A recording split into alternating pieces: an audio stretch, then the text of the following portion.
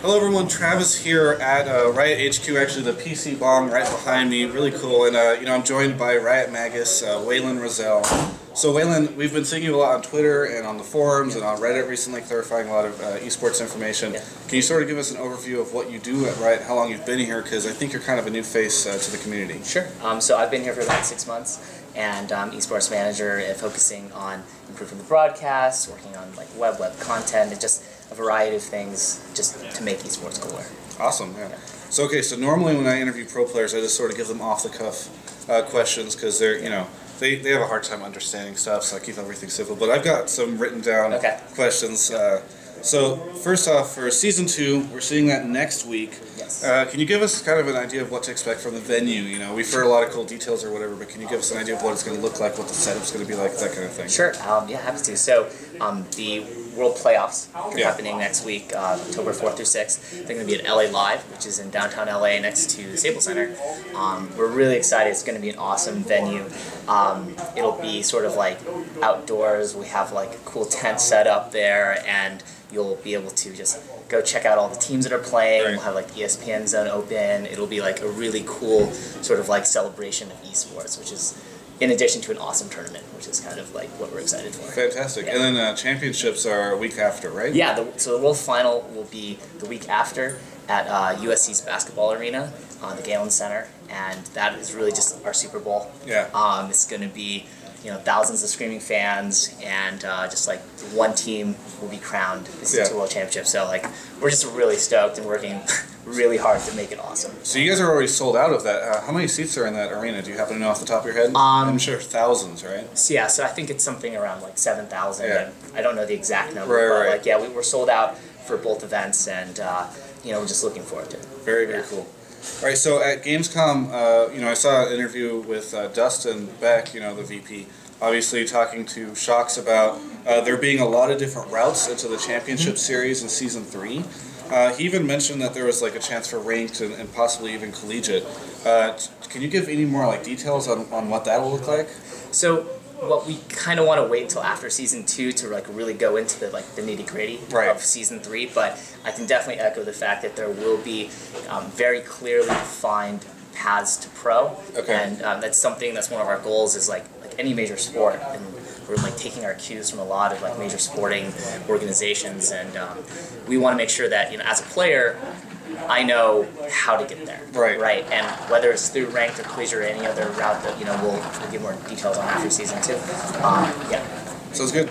All right, so there's this decent amount of talk that happens just in the general esports scene, amongst even folks that cover other different games, that the LOL esports scene is being artificially grown or inflated by Riot Games, because a lot of people just say you guys throw money at it, and then it just grows. So do you think that that's like a fair assessment or fair criticism?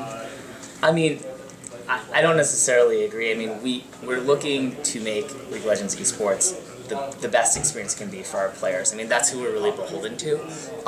We don't answer to really anyone else other than them. Yeah. So, I mean, that's why we're here in the first place, and we're just looking to do whatever we think will be the best viewing experience, whether it's increasing like the broadcast quality, or giving free HD streaming to everyone, and just like setting up a structure like the free weekly match, like the weekly free matches, HD stuff, free HD, but the weekly matches too. So like I'll know when my favorite teams are playing, and you too. So we're just trying to create the best environment possible. So that's all we're trying to do here. Right. All right. So the Season 3 kind of echoes back to CGS, the Championship Gaming Series that we saw a while back. Was that sort of a model for you guys when you were looking at modeling Season 3?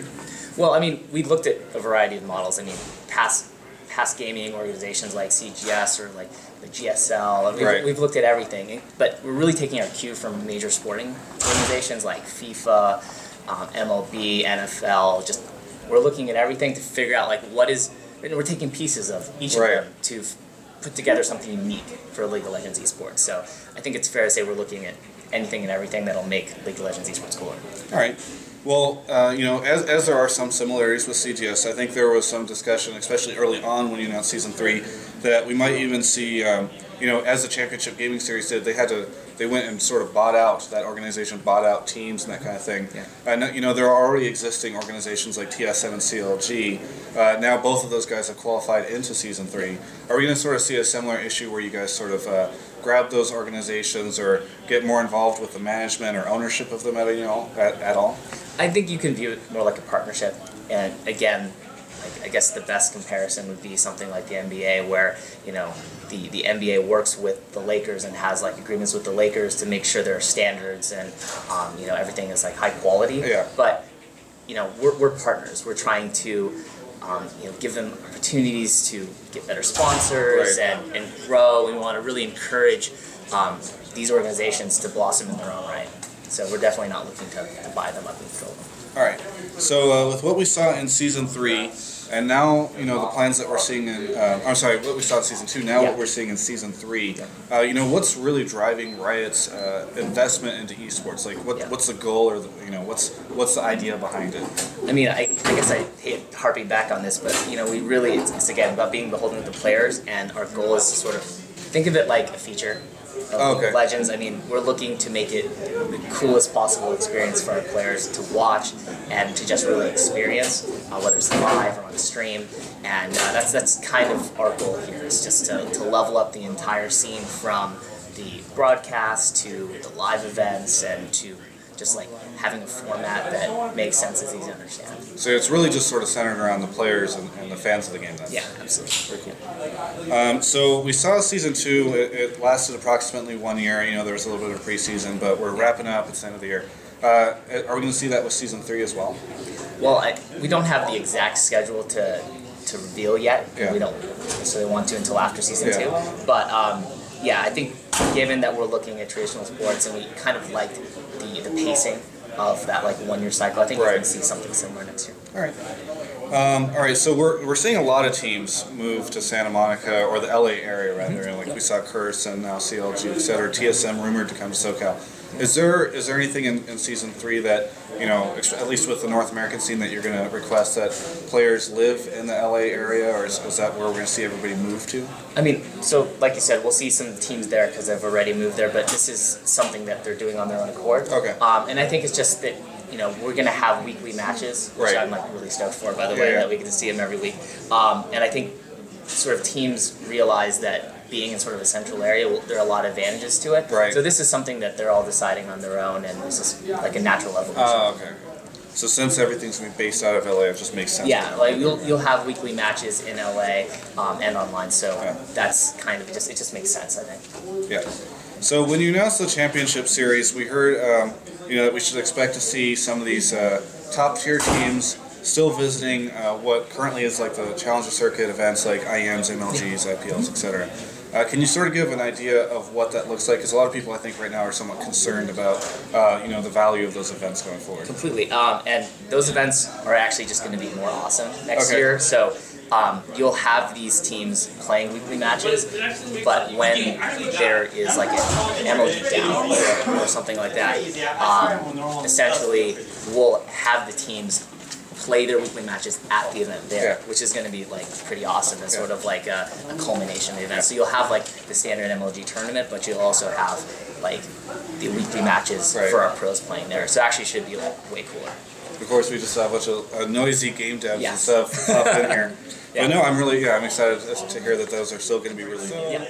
One of the things that we've also heard a lot, besides like the artificial inflation argument and all that kind of thing, is that there's a lot of people that attribute the explosiveness of League of Legends esports to this like casualness of the game, and that it's a very casual game compared to other esports, and that's one of the reasons why it's able to bring so many people in, that kind of deal. Do you think that that's a fair assessment when you guys are sort of looking at it as an esport? You guys sort of try to make it like a casual experience?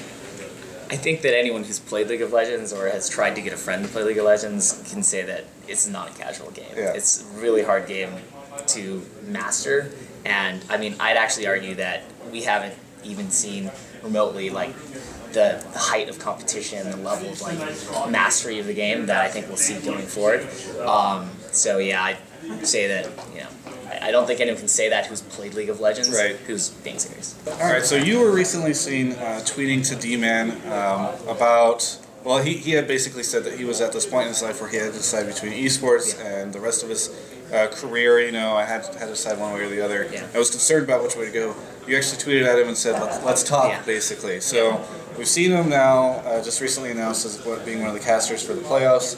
Does that mean that we could potentially see a Riot D-Man down the line? Well, I don't want to rule anything out. Okay. But, I mean, the main thing is that we're just really excited to have him casting in Season 2. I consider him one of the best, and I think a lot of the fans and players do as well, especially from the reaction on Twitter and Reddit. And got a lot of Riot pleases. Lots of Riot please. A lot of Riot please. But, you know, we're just really excited to have him cast, and, like, again, our goal is just to make sure that the best casters are casting League of Legends, both in Season 2 and beyond. All right. Yep.